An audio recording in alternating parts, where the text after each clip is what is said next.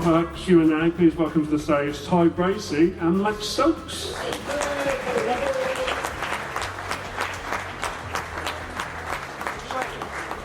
There's some hard questions in here, so I'm just going to literally pick up a random and file that through. But it looks like we do a Q&A every Monday. It's just the same kind of vibe. So, please do a good one first of all. I don't fancy Youth Academy of the first one. Sorry, Brazil. From Carl. Are Small Heath going to be a serious threat to our dominance of the West Midlands in a few years? What? No. Yeah, give him Are they a threat to Villa now? Yeah. Next question. Darren, if Watkins goes, I am getting tricked on here. That is mad. I've been at Old Trafford. If Watkins goes, how do we replace his goals? I don't think he will go. I understand people's frustrations with Ollie, I do, but he's a striker with 3 seasons of 20 plus goal contributions, and that isn't easy to find.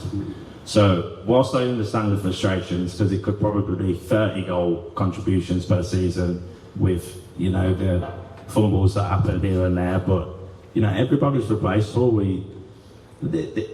After we lost Jack, there ain't nothing really that could ever happen that could ever hurt me like that ever again of a player leaving Villa. So whoever goes, I think everybody's replaceable for me. But, you know, Ollie offers a lot. He's more than just a goal scorer, but I also get the frustrations that come with watching him for 90 minutes. It's difficult sometimes, but yeah, everyone's replaceable for me. And we still need to replace the goals of the guy on the back of your shirt, though. Yeah, I've had a howler this year for kits. I've had Leon Bailey on the back of this one, Baron Echio on the other one. I had to make it swap all the way. Did you get that done in like August? Yeah. He hadn't moved on loan. Luckily at that point, I've always been a bit weird with In 15 years, that shirt will be iconic. I know. It's like made 300 appearances for Villa. The first letter I ever had on the back of a shirt was Stephen Moore, 25, on the white MG shirt. That was the first shirt for him that I had. Always liked to be a little bit different with the players on the back of a shirt, but yeah, I didn't really plan on him going on loan and never seeing any minutes, to be honest. But John Inslee, you're in here somewhere. That'll be a collector's item for you in a few years, so I'll see you in my DMs, mate. I'm going to send the next question to John, because I feel like there might be the only one who knows the answer. From Aidan, who says, what is the difference between income between Champions League and Europa League, and how much will it affect us financially?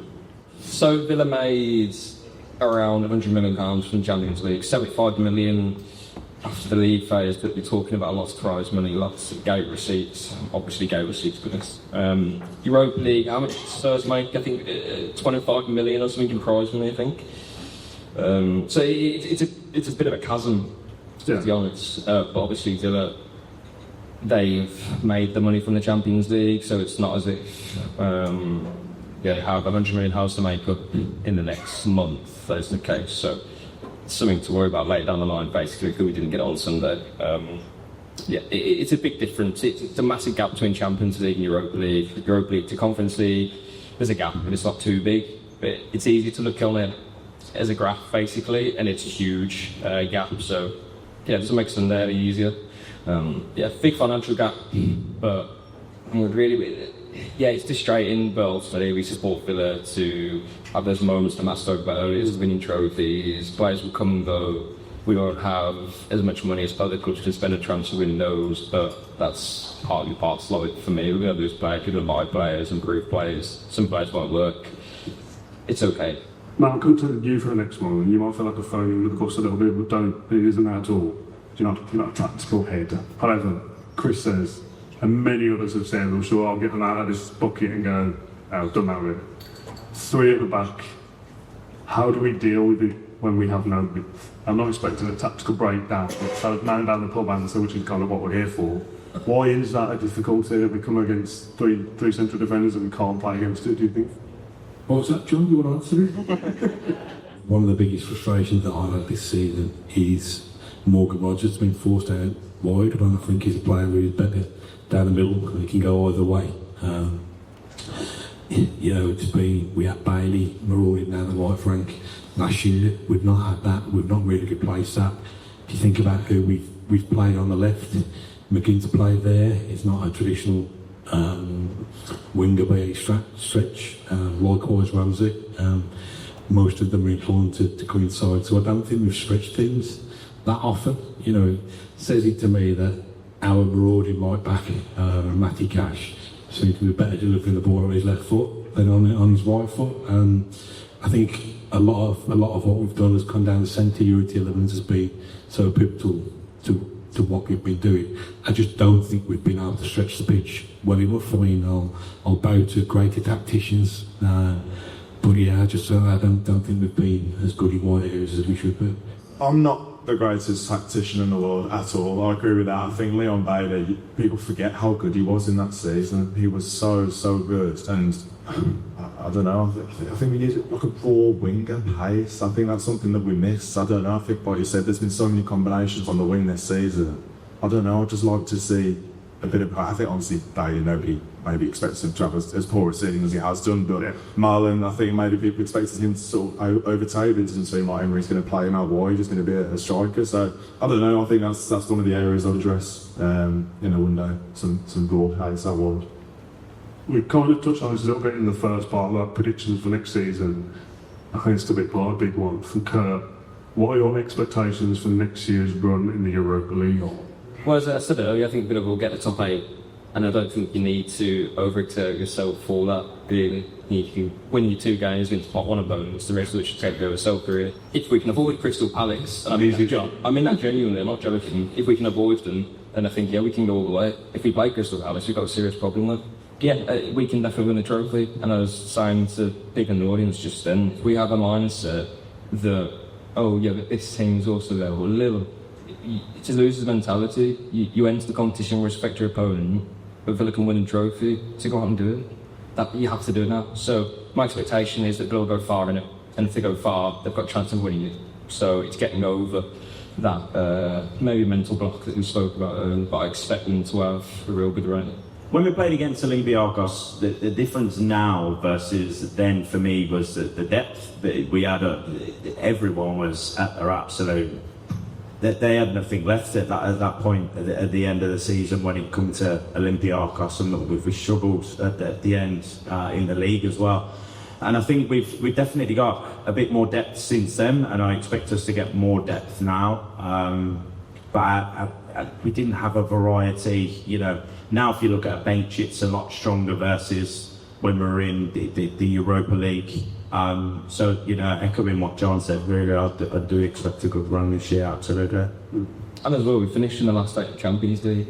So we're going into that competition as the team for everyone else to look out for. So yeah, we should be going into it with complete confidence. Unai has won it 4 times in his career. The Conference League, everyone expected us to win that, and we didn't. But as Ty said, there were reasons why first the team came down to the Europa League. Yeah. We were going for the Champions League, got benched. We had no one to score, we had lots of injuries. Lots of players were tired as well, and the depth that we could call on it was, you know, it was Timo Ruben instead of Douglas Luiz or other players. Didn't we have at some point as well like 2 goalkeepers on the bench just to make the numbers?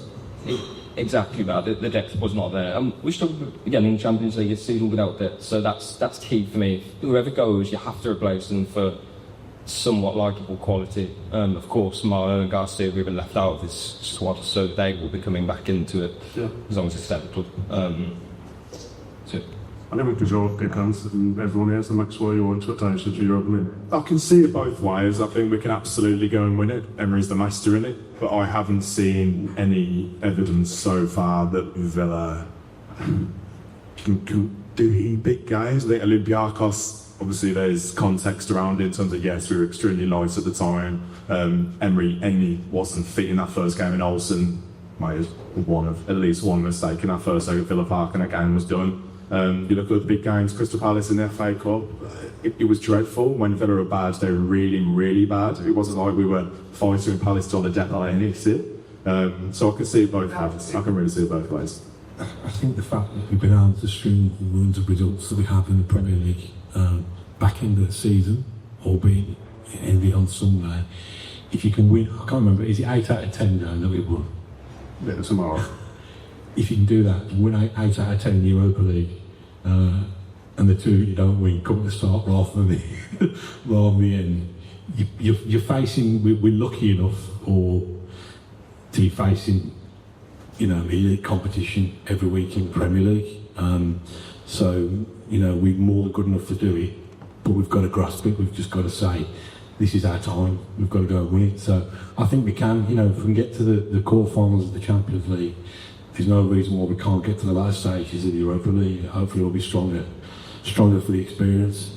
Yeah, that makes sense. I think there's a bit of everybody's answer that is true in some aspects. I agree with everything you guys are saying, like the expectation is that we're not disappointed in that to be through to the final maybe as a minimum, but then if you get to that stage and obviously you want to win it, what you said, Max, in fact, there's not enough evidence so far to suggest that you just go and do it. Something has to change with someone, the way we play, or the mentality, or that has to be different. And if those things do change, then yeah, Villa will be looked at as one of the favourites. And I look at like some of the away trips might have to go on and think, well, this are probably buckles in that environment, and then it isn't as easy just going in the Europa League. What way trips are we talking about there? Just when I saw, we were talking earlier, John, in the office about some of the teams in there, but not being as maybe good as you think, like a Porto or a Roma or someone like that. Like Villa was, if they were in the Premier League, how would they fare? That kind of thing. But like a trip to Porto, or we have to go win or something, I'll be a bit like, I think it helped a lot this year that maybe in the Champions League our second leg was at Villa Park. I think if it was we were at Villa Park first and we were away second, like they did the half-cast one, there was a lot of context, like I said, beyond that first one against the penalty as well, against the Newcastle. The game was pretty much gone. But I think playing second at home, I fancy this against anyone. It's just going away second, I'm not convinced. David says, does anyone think that that Unai and this group of players have peaked? It's a loud. What is the vibe in the room? Peaked? Have we peaked, Ty? No, I don't think that. I still don't think Unai Emery has his complete finished products. There's a lot of financial restrictions, and I'll be honest, I can't even get my head around it when I see that we've got to sell players after what we've, the profit we've made. And I still can't get my head around why we've still got to sell more players. I understand the wage bill's high, I get it, but it all seems like it leads towards, if you bring in big revenue and you've got a bigger fan base, that it's in your favour, which I don't agree with to an extent. But this, for me, still isn't Unai Emery's full squad. I still think he has a lot more to give and a lot more to bring in.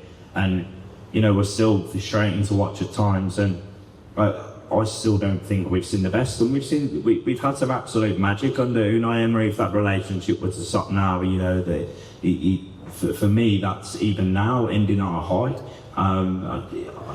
Last season, I knew that this season was going to be difficult as a fan, because people want us to just keep going on that upward trajectory. But in reality, we're in the toughest league in the world, and it's not as simple as that. All these financial implications that are happening. We've done really well to finish where we did, in my opinion. I understand everyone's frustrations of, we've bottled Champions League, however you want to call it, we're robbed, whatever you want to call it. And echoing what Max said about in the big games, but I don't even think this is close to peak Unai Emery and his entire squad. And I only think that we can measure that when he has a full squad of players that are players that him Margie brought in. You could probably pick a handful of players in that squad who may have reached their ceiling individually, so perhaps they've peaked, but I think the drive and energy behind the club on the footballing side and on the commercial side, that Villa don't want to be here to make up the numbers, so I don't think they'll allow themselves to peak. And I think there is going to be a transition of players this summer, and I think there might be a couple who we lose who we like wince a little bit because they've been a key part of the journey. But I think the key thing, if we're clutching for positives, the fact that we've been consistent and we finished in Europe 3 years on the spin, it could have been that we gambled everything to get in the Champions League, we got there and we fell away. We're also around the Premier League. But I think this is hopefully built on it being durable and stable for several years. So I think when we came back to the Premier League, how long to be with us, mate? 20, back in 2022. I think he came with unfinished business. I think his reputation, his ego was damaged by what happened at Arsenal, and I don't think what's it called, the arc, the redemption arc.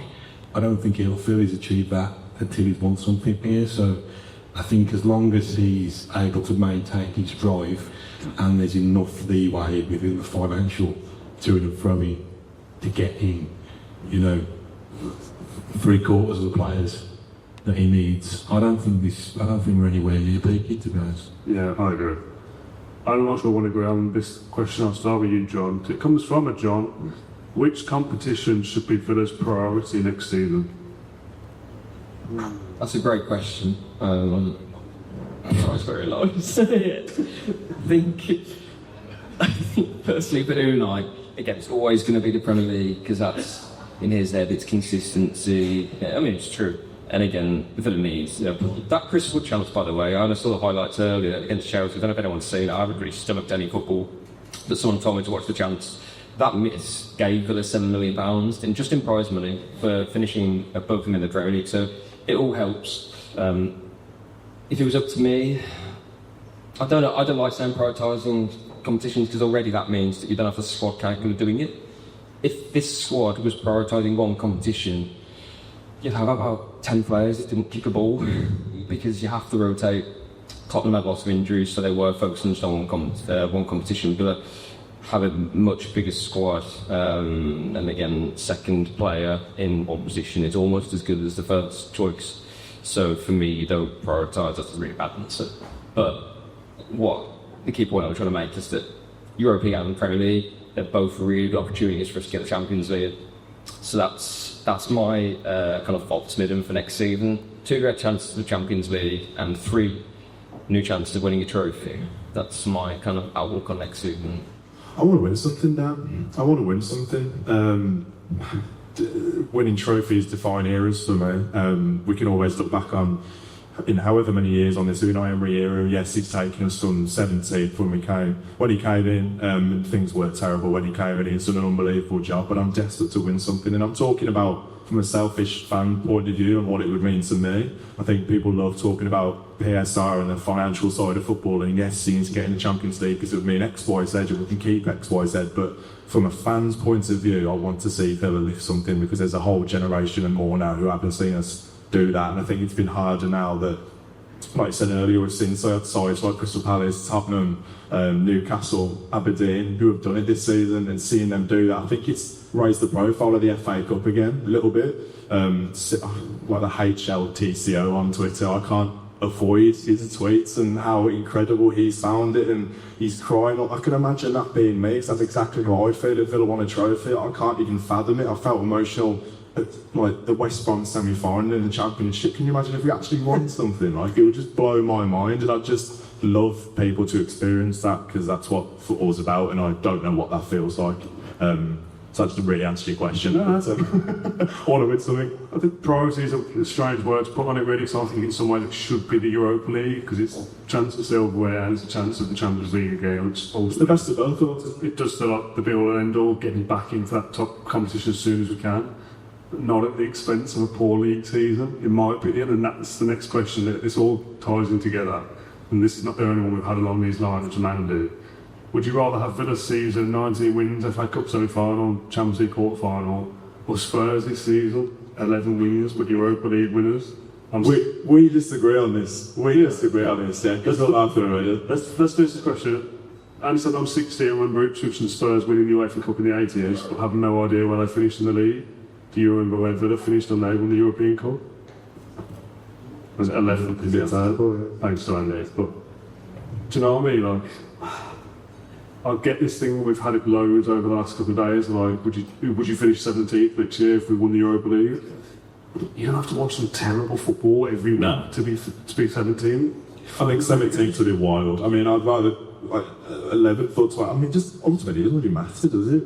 I know you're right, over the course of the season, there'd be a load of crap. There would be a load of crap. I personally would take, for example, you moments like Duran's goal against Bayern Munich, they are moments that will live with me for the rest of my life. Like beating Bayern Munich at Villa Park, beating PSG, you know, us nearly doing them, and they're a laughing stock. Spurs are a laughing stock. They have won a trophy, but But the argument might not be next year now because of that. It's what's in a heartbeat, Ty, surely. To finish That 17th. moment of that ball bouncing off Luke Shaw to win your European trophy.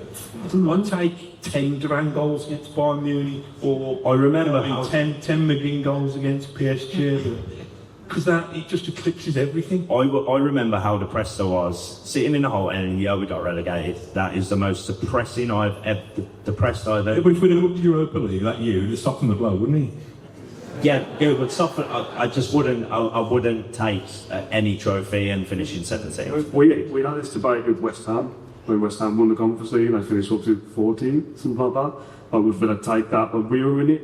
And the answer then was, well, that would be great, but the sign of a good club is league position. And I know people don't like to hear it because we should be winning stuff, but if we go 7th, 4th, 6th, 17th, we've won a Europa League.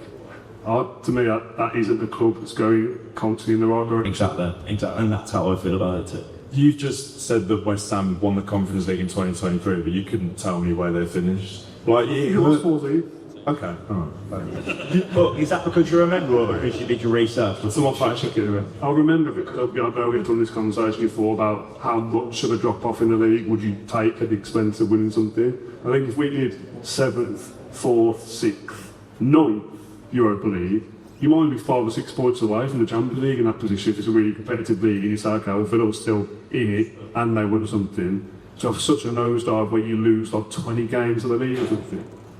Something would have to go horribly wrong, wouldn't it? Something would have to go weirdly wrong for us to go down there now. Yeah. But it's hard to sorry that has happened. Yeah, but the obvious answer is you want both, but both proven to stretch us, can't you? Yeah. So we've tried one, not winning the cup. Let's try the other one, winning the cup. Okay. John, you've still not shaking your head doing this. Do you want to share your piece as well? Oh, I shake my head a lot. I'm not sure why I was shaking it out. The point being that under an Emery, we're not finishing the bottom half at any stage. So I know it's hypothetical, but I'm also just not worried about that happening. And I do think we can do both. I think we could have got the Champions League this season and win the FA Cup. I think we had the squad to do it, and that's why I'm so bitterly frustrated about all of it, because we could have done so much more. It's still a good season, but we could have got an FA Cup and we could have been in the Champions League next season. So that's why it's so frustrating, and that's why I'm not kind of entertaining the idea of just finishing 17th and winning the trophy. It's you can do both. Just silly question, shall we? Matt, let's come to you for this one first. It's silly, yeah. It says silly question at the top, which is a great sign. From Rory, from Ireland. Brace yourself. This is us, this is. How many chicken nuggets could you... All of them. How many chicken nuggets could you eat in one sitting? Rory's record is 60. I don't think that's that many. 60 in one sitting. So what was the sitting, Rory? About 45 minutes. 45 minutes. Is there any lubricants? Is there any lubricant? All the sauces. All the sauces. I think that. They get cold. They're hardly. If anyone can get more than 60 chicken nuggets for part 3, we'll give it a go. There must be a world record for each chicken nuggets, and there must be more than 60. Before it must do all the 60. Not to downplay what. I reckon I could have 61. Could we make that happen? Yeah. They still serving food? Yeah, let's pick up. Prove it. How many share boxes do Mackie's up to now? Well, they do tiny, do they? I don't know what Is it 3 share boxes? No, that's not. That's not much. This is it, isn't it? It's like a start, isn't it? Amit, I think, is the spelling. Would you take a place in the Champions League quarter-final next season? Yes. Yeah. Over a place in the Europa League final? No. No. No. No? Can you not have one where we actually win something? Well, yeah, I mean, yeah, there's things off like this. There's no guarantee if we win the Europa League final. So kind of the heights of the better competition, but you don't actually go all the way. It depends with me. If it's the family me, then I'd probably want to get to a final. But if it's if I'm the money man who's controlling the finances at Aston Villa, I want us to be in Champions League regardless. So we got to because Bardell. Yeah, for Brits Romano, it's just announced that we're signing someone. And right, They're in there that final. A final strike. Dan, you're not on Sky Sports now. Shut up, man. Put your ankles away, though. Okay, we'll start with your match of this one. She'll be there, I assume. St James, What is the best European away day possible for next season? Mine is Freiburg. Ooh. I have had a look. There were some decent ones in there. Some of the Spanish ones I like. What Celta Vigo. There's another one as well. But yeah, preferably not in like January. I think we looked at Monaco away this year. Oh my God, it's Monaco. And it was in January. But it was still really warm that day. January was like 15 degrees, 16 degrees at the time. I know, there's some good ones in there. Look, there's a Cypriot one. Yeah, I don't know. I think like Porto, Roma, some titles. I think for away trips, the Europa League does look decent. So that softened the blow. But John, you want to add into this one? Because the only story I know for your trip to Monaco is hiking up a hill or something. And Yes, nearly broke. I'd say Porto straight away, because it's Porto. I want revenge against Legia. I want to go to Legia and win again. Yeah, again, sorry, we team will win there, of course we lost. But I want to go there, see the tifo, it's in the atmosphere and win. I don't want them back of the park. But I think they're projected to be in the Europa League again, so that's the one team I'd like to play with small. I don't want to play Lille again, I don't want to play the other teams that played, but I'll take a trip to Legia again, I think. Okay, all right. We're going to call it there for part 2 on this episode of the Fan Podcast Q&A. Thanks to Ty and Max Stokes. Give them a big round of applause, everybody. And we'll see you in about 5 minutes for part 3. Now I'd like to welcome to the stage with the red carpet, because he'd asked me to, Dan Bardell specifically, and James Rushton. I won't do this now. Love it. I've been through the question box in the breaks, and there's so many duplicates. Would you rather have Spurs this season? But that fire so everything in here now is different. I'm not committed to get through them all, just loads. So we're going to dive straight in with, from Ben. How long do you think it will take for Villa to have the revenue to enable them not to be forced to sell players every year? Outgoing President of Business Operations, Chris Heck, wanted 400 million revenue by 2027. Obviously, Champions League helps. I mean, this season, 360 million-ish is what you're looking at for about revenue terms. That is, they're going to drop by in and around 100 million, just enough for Champions League. So it's really important that Villa can find ways to raise revenue without relying on the Champions League, because it's you cannot factor that in every year. So yeah, the club, £400 million by 2027. That's going to be really difficult to achieve. So what you're looking at is sale expansion, sponsorship deals, but everything is a result of on-pitch performance. So that's why when Chris Heck named 78 things in his awards dinner, yeah, a lot of them are because of football matters. Yeah, 2 of them were Champions League and Conference League. I don't remember him scoring any goals to far into those competitions. So I really love that. That's reading out of the list. I'm not just doing that, like, we've done the post-on show, done the preview, and the live show. Hung the pictures on the wall. It's just, yeah, really fun. I've done nothing more to add. So I think John nailed it.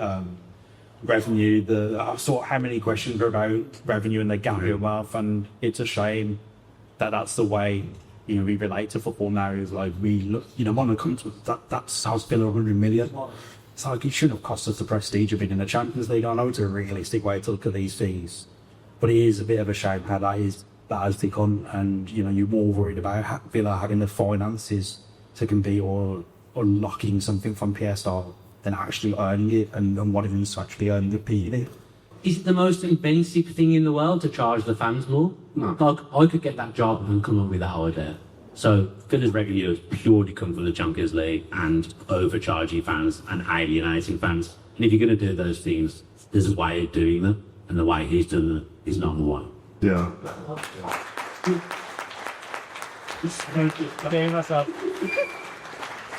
Yeah, I agree. I think we've spoken before. If they're over 15, no, the Europa League final. If they're over 15, no one really cares about it, they're not doing anything. Do they get Adidas? Do they get Baton and having to get away out to open new hospitality? Does it go down as well? Everything costs more.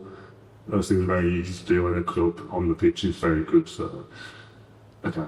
Is that right? Chris Heck now? Can we cover that? I don't know when doing it. Okay, alright. From Mick, what will Marlon bring in next year? I feel he was bought in a window earlier. We spoke about this before, kind of this succession planning. Now, getting them in out there, getting them medicated, and then kind of second season is when you'll see the fruits of what they can offer. Yeah, he drew the short straw, didn't he? I think he was arriving to play Champions League football, and Mr. Emery having a very delicate conversation with him a couple of weeks later. I've been impressed with him in terms of his work rate when he's come on. He's tried to give himself about.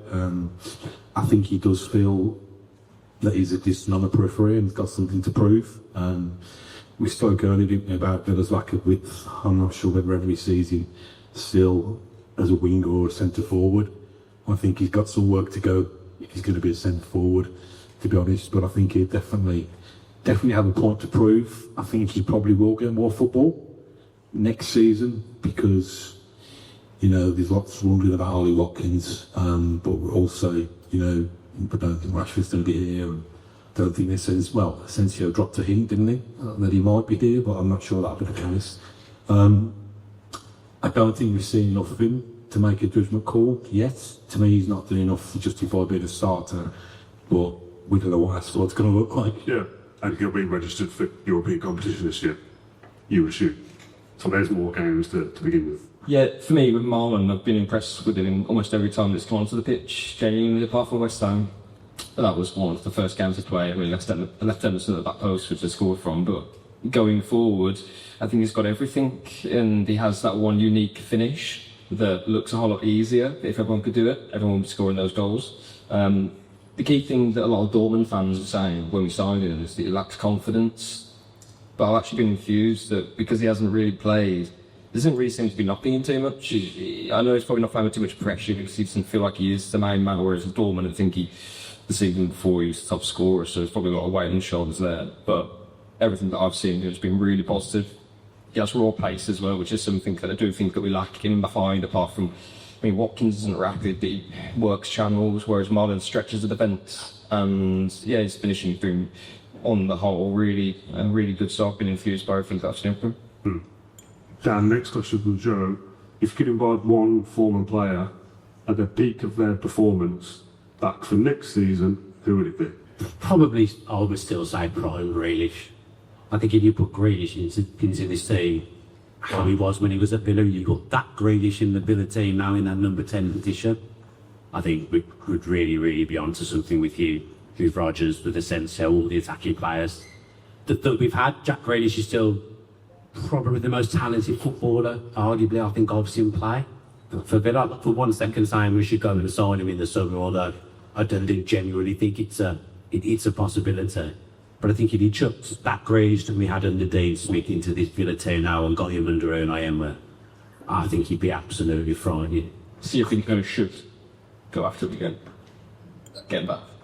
I think we can all agree I'm probably not going to sign Rashton now, with his wages and the fact that it looks like he wants to play Champions League football in his Instagram. Messi was kind of a keenly veiled goodbye, wasn't it? So I think Grealish, even now, is the kind of player that Emery's worked with in his career is fine, that someone who's lost their way a little bit, someone who is the potential world-class talent. He's the kind of player he's worked with previously and has got the best out of, and he actually, to an extent, got the best out of Rashford as well. I think there's been a bit of a fallout in terms of relationship with Villa, with obviously what's happened whenever he's come back to Villa Park, and he got a terrible reception last time he came. But I do think players that did a lot less for Villa have kind of built bridges and come back. If you look at Ashley Young, I still think if Jack Grealish came to Villa now, he would genuinely be a success, but I'm not sure that his family would be all for him coming back. But he's going to need Manchester City, that's absolute. I think Emery wants someone like Jack Grealish. Well, I think what you started with there, if he'll want to play Champions League and wages for Rashford, I think that's Grealish as well. No, I'm not sure. I think Grealish at this point just wants to play. It's a World Cup year as well. He needs to be playing football to get in the England squad and go to another World Cup. I'm not saying he will go to Villa, but I don't think he's completely beyond the rounds of possibility that bridges are built and he comes back. I don't know what the audience would think about this, but I do genuinely think that if Grealish was to come back, just say it's a loan, I think people would welcome him back as... Yes, well, okay. Could you imagine, for example, on Twitter, the fanfare of seeing Grealish next year? I just think a lot of people would be like, oh, I'm over that already now. I can't wait to see him back at the park. I haven't followed Man City very closely, but I'm bit concerned it's missed quite a few games. I don't know why that would be. Let's go do a pitch to goalkeeper from James. I'll come to you, James, for this one. With Martinez seemingly on his way out of the club, who do you think would be a good replacement as number one? And do you think Kelleher from Liverpool would be a good option? The interesting one was I was probably going to say Kendrick Kelleher. I think, have I said that right? They're sort of fine with current careers. They can correct me in the first game. But it feels like a situation that might be a bit similar to Martinez. I don't know the personality of Kelleher or how he acts, or did I know Martinez before he joined from Arsenal as a second choice keeper at Arsenal. So you have to, I think in this instance, try and follow up and try and replicate the success you've had. And I feel like with Kelleher, that's probably there. That's probably the same situation. I'd have a little bit of reservation about Kelleher. I think it's not easy to be a number two at Liverpool, but you're coming in and you're covering for Alisson when he's in, you'd be pretty much fixed with injury every season. I think you're operating under very little pressure. And people will say that Martinez was a number two when he came to Villa. But I think when Martinez came to Villa, there wasn't kind of the big gloves to fill because Villa was struggling with that goalkeeping position for a long time. I think whoever has to come after Henry, if he does go, and I think he will go, it's just really, really difficult to replace that guy. Someone who's established himself as one of the best in the world in that position, someone who's achieved what he's achieved in the world game and what he's achieved with Villa as well, because he's grown with the club and has become one of the best goalkeepers in the world. I think whoever follows him, it's an almost impossible task, because as soon as you make a mistake, and then he's made mistakes this season, and he's got enough credit in the bank to almost get away with it. And as soon as the next person comes in and make that first mistake, the spotlight is going to be on you. You're going to be in big trouble. So I get what people are saying, that Emi Martinez wasn't the finished article, wasn't the number one goalkeeper when he came to Villa. But I think it's just completely different circumstances. Replacing the kind of world's number one is a difficult job. To replace Martinez, you've got to have three key characteristics. You've got to Replacing with three players again, all this. yeah, that's it. You need Buendia, you need Danny Ings, and you need Leon Bailey. That's the only way you've been. You need a goalkeeper who's half decent with his hands. Yeah. You need a goalkeeper who's as good as most of your outfield players with his feet. And you need somebody who's got self-belief and leadership. But I'm not sure. I'm sure Monchi and Darmian would have better idea than me. But I'm not sure that such a person exists. I think it leaves a real gap for all of us. Yeah. Next question is for Kevin. I really like this one. Apart from two decent goalkeepers, I would just discuss if Emmy leaves, and we had no fiesta restrictions, which three players would you buy to take us to the next level? Mine or the back? Eze, Star, and go here. That stops Palace from ever beating us again. Let's still find a way to do it. Let's still find a way. Three players? Any names we get? There were goalkeepers, obvious, but apart from that, right back, is it midfielder, forward, Johnson, takes one? Feyenoord striker? Young prospect, don't know his name, but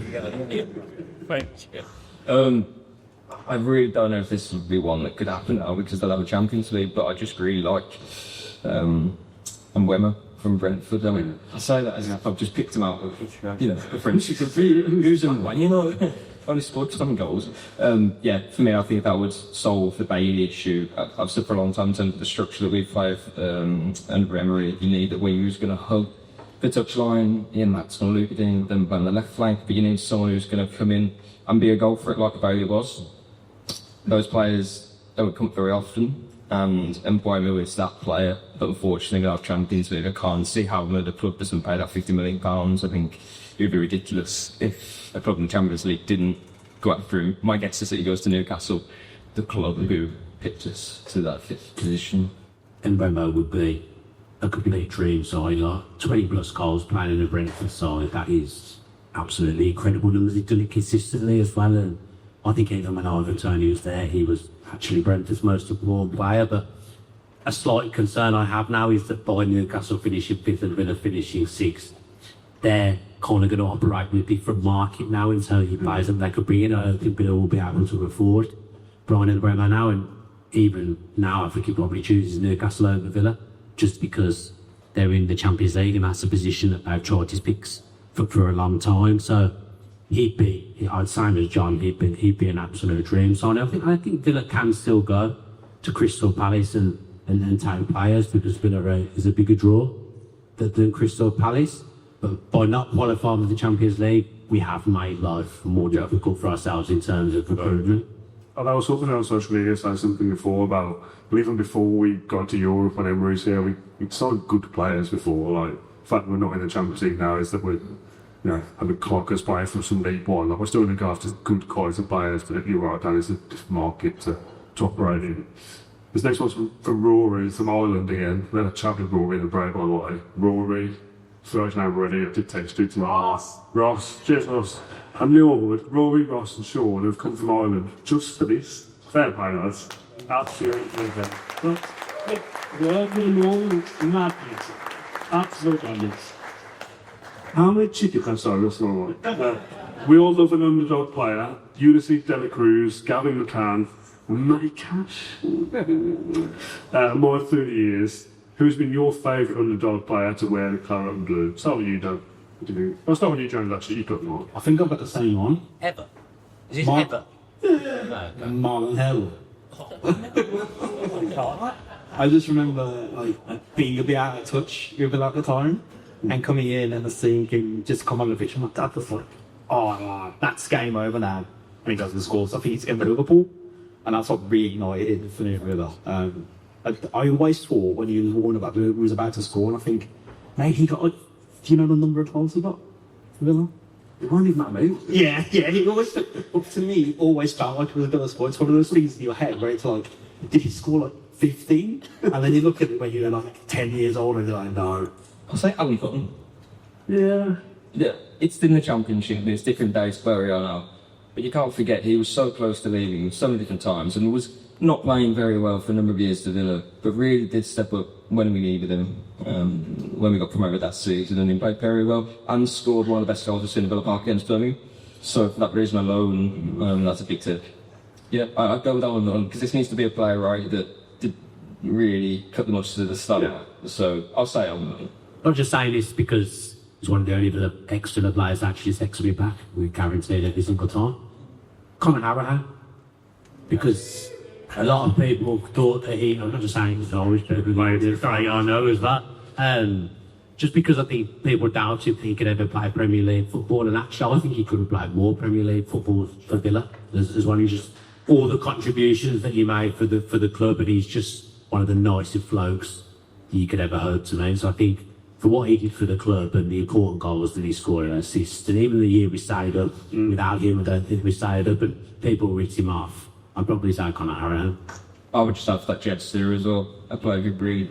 Fairly played for the cheers, bro. Thank you. Yeah. It was up to Jed, not me. I think, for what he did in back end of that season, the saves against West Brom, against Joe Rodriguez, tipping it onto the bar, Sheffield Wednesday. Penalties, of course. We wouldn't be here. Well, I don't know, maybe we'd be near it, but we wouldn't have got promoted that season without a goalkeeper, because I think plenty of people would have written off before. And it's a real shame about his injuries, and you probably know relatively well. It seems like a top guy as well. I've only seen him very briefly, like media,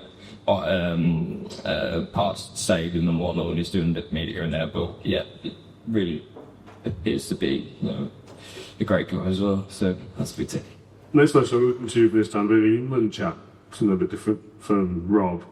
With the change to two colours England manager, do you think that certain players may look to move to a Big Six club for fear of lack of minutes at the World Cup? Villa's players that are looking to be in the World Cup, probably Concert, Rodgers, Ramsey, Watkins are.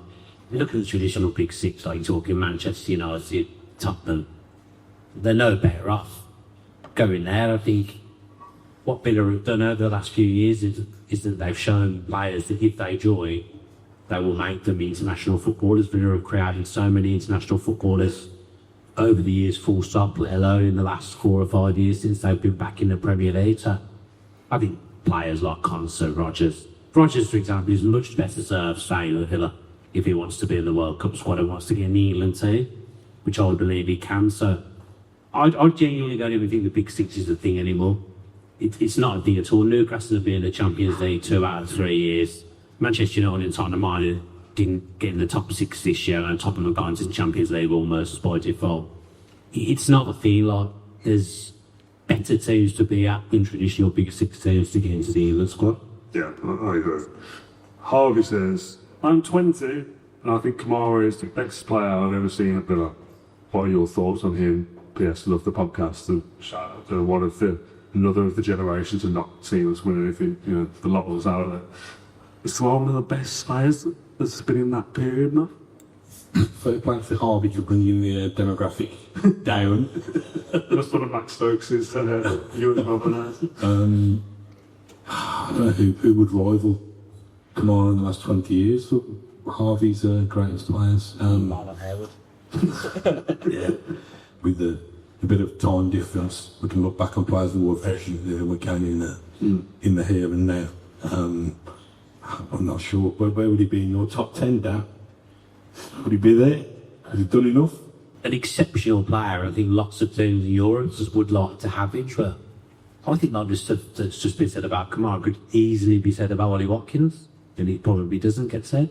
But to have a sense of sport with done what he's done under Emery, I think if I was to pick a player, probably pick him because he's become the record Premier League goal scorer in a really short space of time compared to other players that actually didn't manage to do that. Kamara's exceptional, but I think if I was 20, which is obviously I'm not, I'm nearly double that age, I'd probably go for Watkins over Kamara.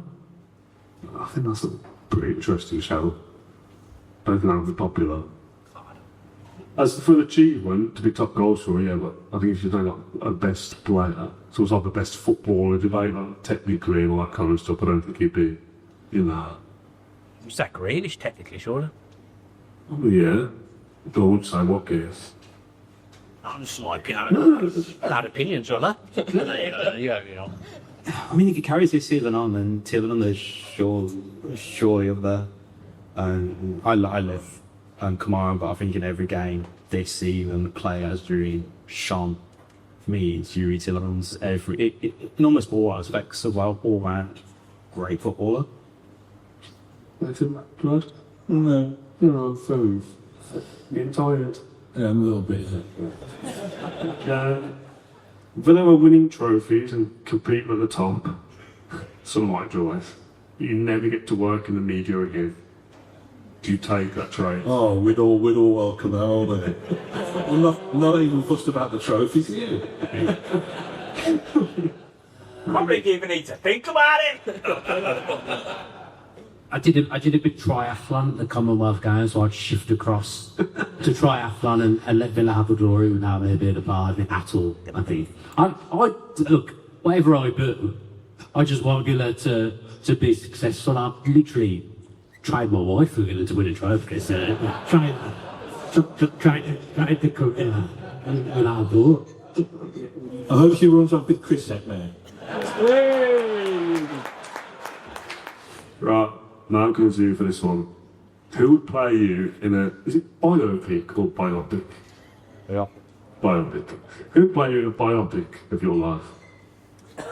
To be bald for a start. And what city did Michael Van Gogh with?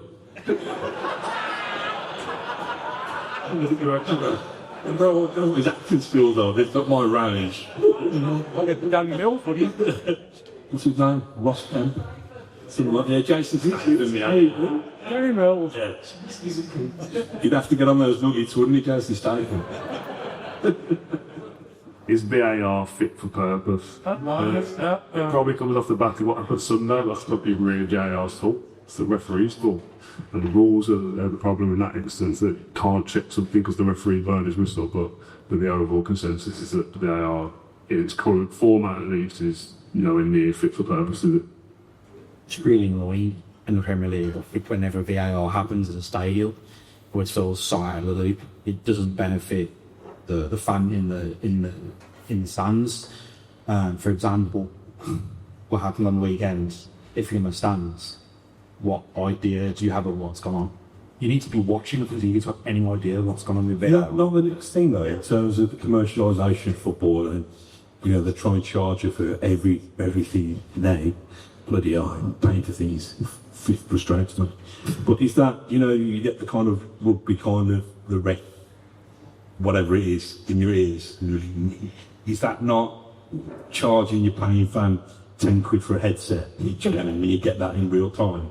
And then at least the paying punter, yes, they're paying more for it, but they're at least as well in tune with the person who's watching on the telly, because it does feel it's a different experience whether you're watching it on the telly versus whether you're watching it in the stadium. It just feel like you kind of you're almost watching the game live with your own eyes on a lag, aren't you? Do you know what I mean? Like, How often did I say it was interesting or worthwhile that we checked something and we thought it wasn't something, so we carried on? Like, that's the explanation sometimes. So to hear that process, I'd say anything.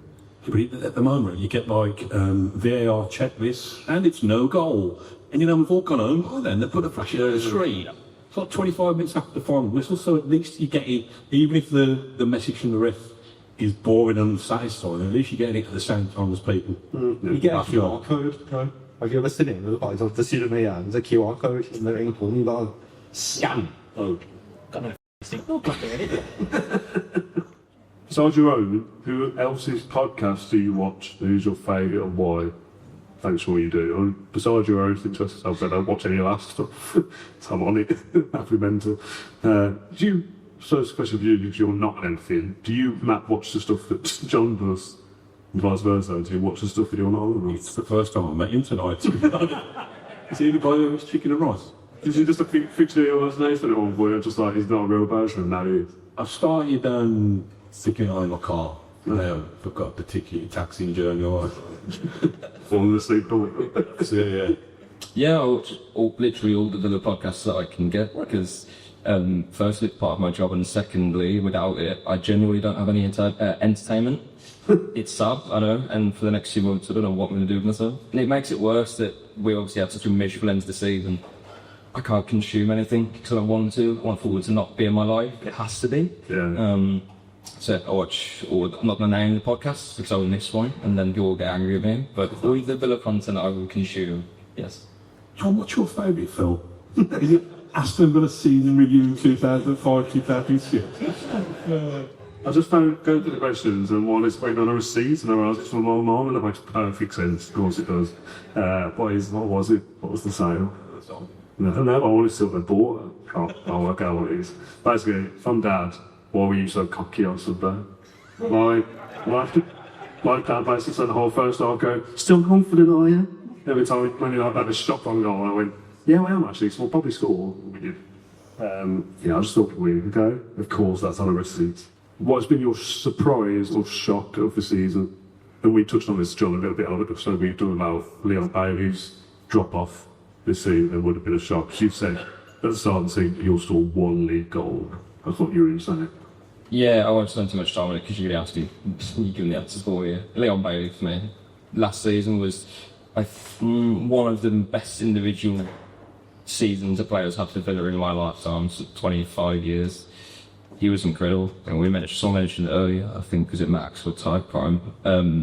He was unplayable, but this season's been anything but that.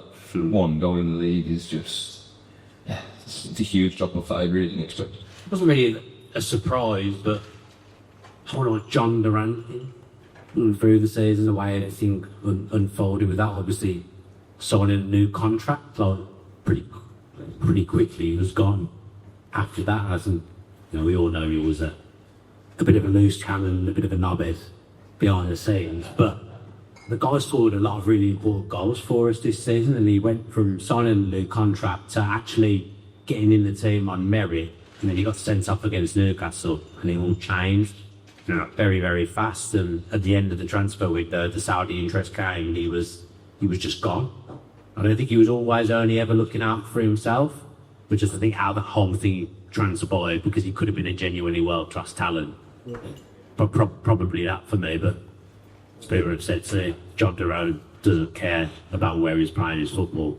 John Durant cares about where he can earn the most money, and that's where he's gone. But in a way, although I was never a massive fan of him, I do think it's quite sad how that all transpired, given what he did for us in the first half of the season. Probably getting Rashford and Asensio in January. I thought he was a real space and intense. I didn't see it coming. I think it was done for the right reasons. We probably didn't achieve any of the aims that we wanted to achieve ultimately. That and the Palace pitch. pitch announcer getting his in a twist when Robin Olsen, how dare you, what a war, half when he's coming on. So yeah, that was unbelievable. I was absolutely stunned that was happening. I was angry and impressed by what was happening. It wasn't 10-0.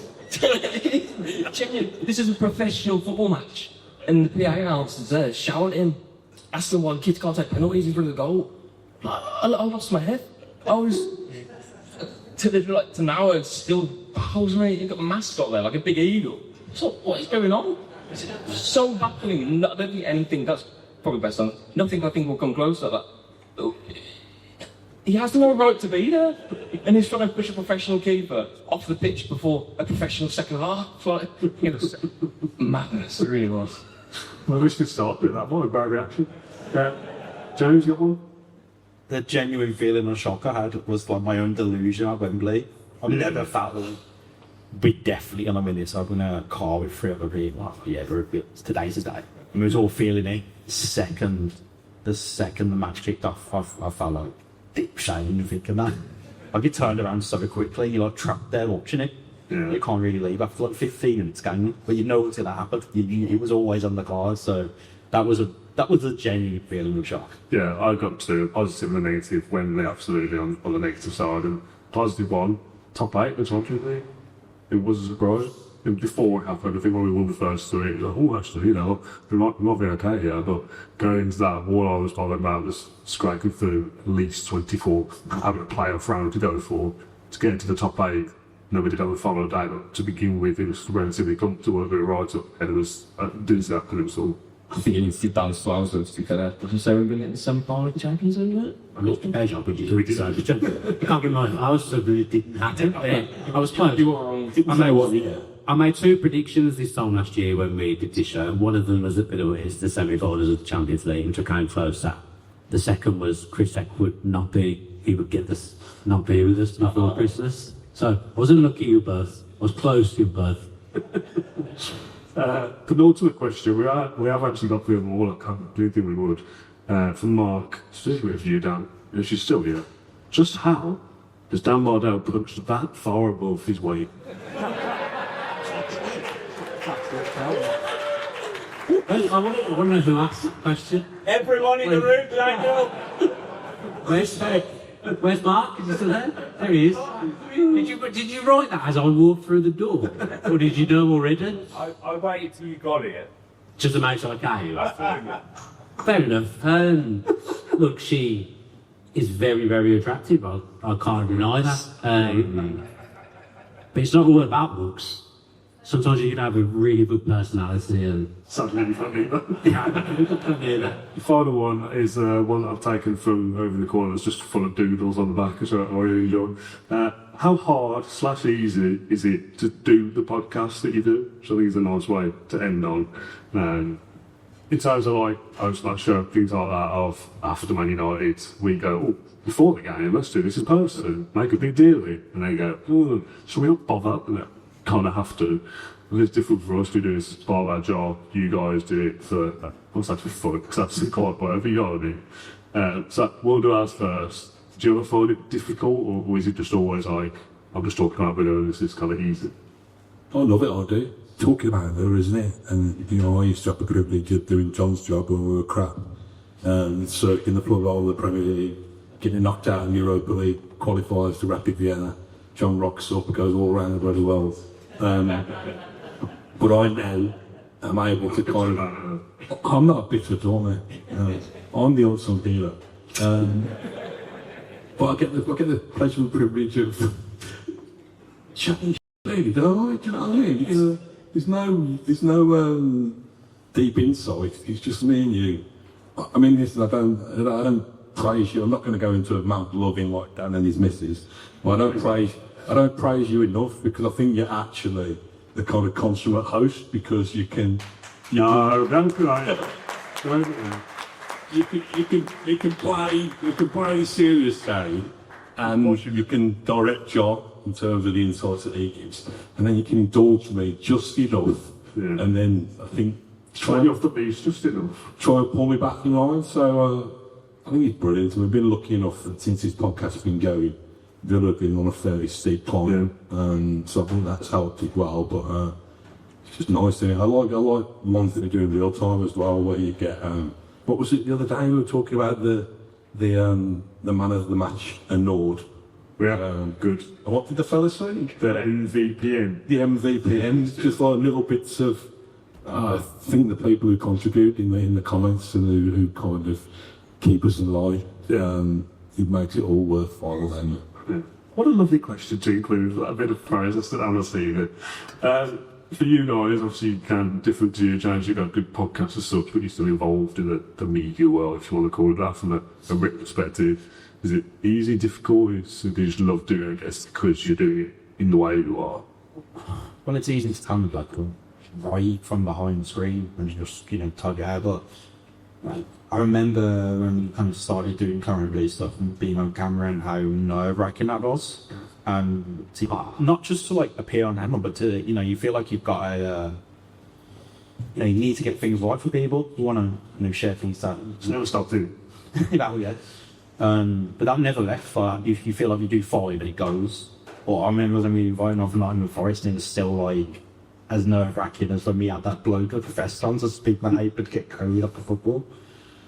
So yeah, it never changes. But I now compare it less than of an anxiety thing to more like the flow you get on a roller coaster. Terrifying, but it's a blast. I've been really, really lucky, really, in the podcast stuff because we obviously started the Villa View and did the Villa View together, and then Matt Kendrick, some of that was quite good at starting you away from us, and then we didn't have an editor.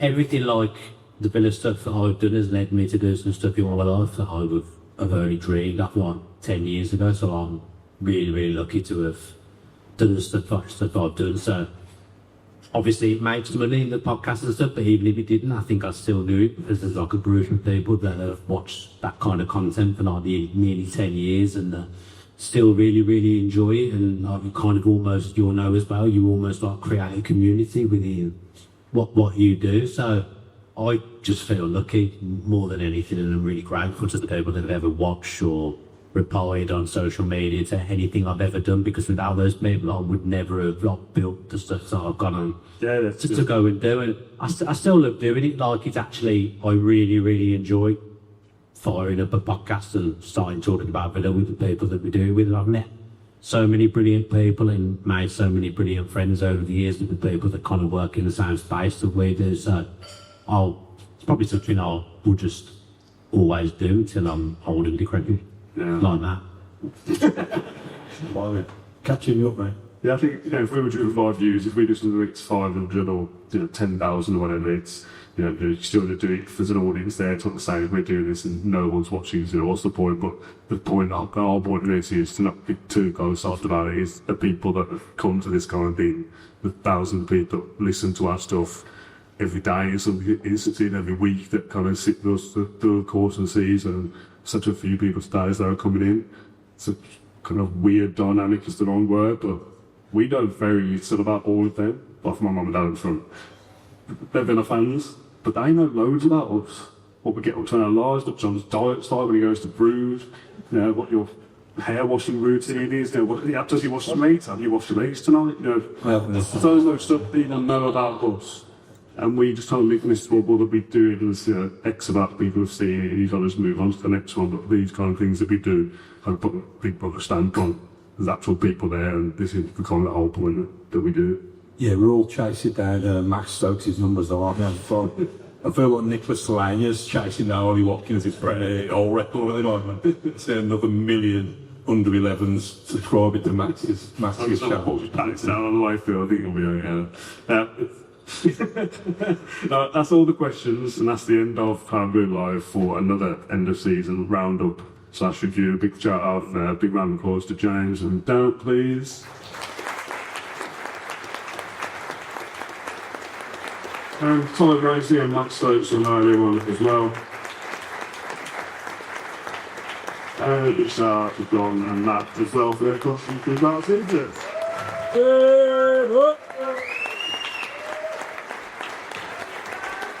That's all. That's all. Thanks very much for coming out. People watching online, like the camera on or listening as well. Throughout the season, just for the season stuff. The content doesn't. I'm sure we'll be back in a matter of days, all of us, with something else. So I'm sure you support that the season, and let's go win Europa League.